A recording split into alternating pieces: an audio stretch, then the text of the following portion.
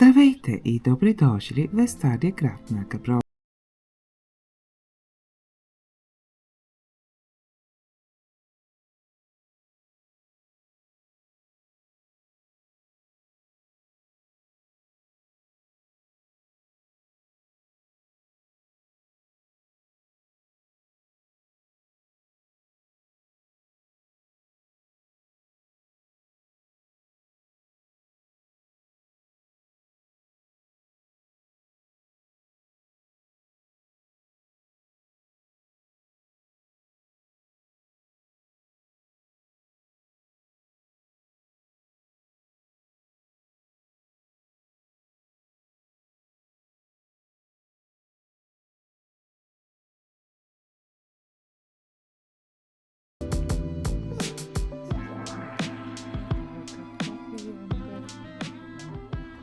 Тази сграда е интересен пример за възрождение домашна архитектура, но може да се разбира и като еволюция на много по-стара.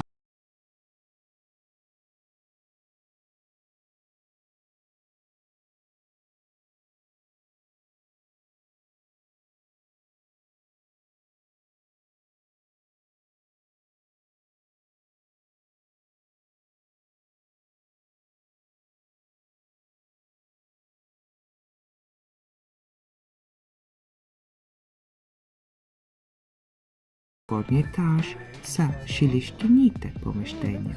Днес е ресторант Странно приемница. На миналото пред дворът имала вилкови и зеленчуци градина и няколко плодови дървета. Този тип градина осигурява пресни съставки, но и основните компоненти на домашно лекарството. Може да имало няколко колиби за, например, кокошки, може би овце, краве и прасета и вероятно кошери. Медът е ценен източник на захар и е важна съставка от традиционната медицина. Размер на тази тип дома зависят от богатството на семейството, но дори малките се нужда от прислушници за да работа. Например, хитър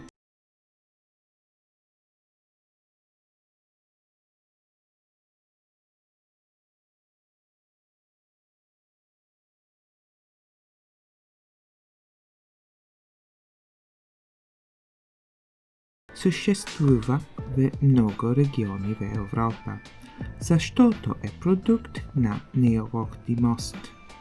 Само задоволяването е първата линия на защита срещу глада. Сигурността за дебели стени и порти е най-добрият начин за защита на домакинството, както от крадици, така и от големи организирани групи бандити. Този полулуни изглежда се отнасят за природите цикли. Има кукери. Този изглежда, че разкажа на печалби на труда, като добра реколта и изобилие от храна. Това изглежда изобразява спартен банкет и господаря дигнал чаша за вино за наздравица.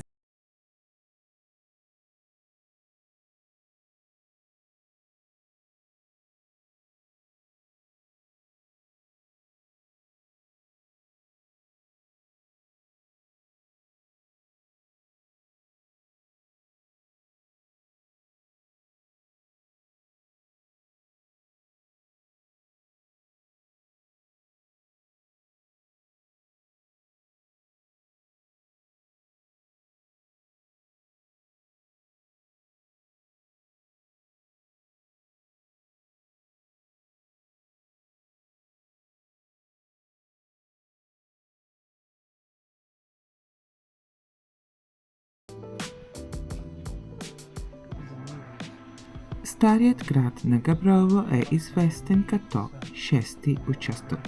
Име идва от много всяка нощ извикване на полиция, за да справи пиянски свади, избухнали в някой от много бари бе квартал.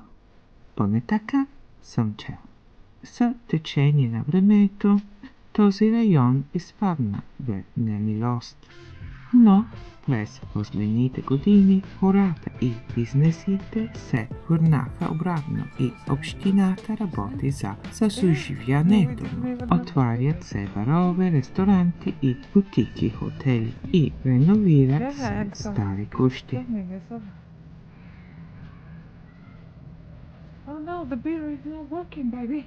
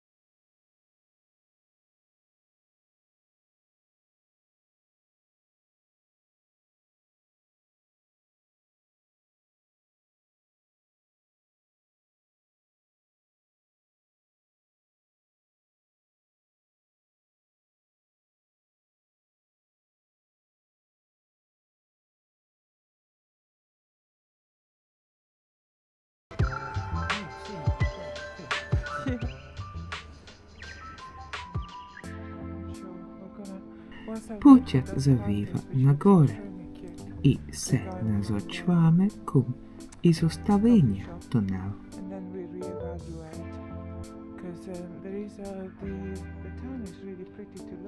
Плановете за прокарване на тунели под прохода Шипка са откъсно на 1800 години. Проекти беше започнати и след това беше изоставени. В моето изследване открих много причини за тези неуспехи. Все пак трябва да отбележа, че земята под и около Габрово е мечта на геолозите и кошмар на инженерите. Има склонни образования от периода Палеозой, Триас, Ура, Креда и Терциер. Те включват звичка от пясъчник, мергел, варовик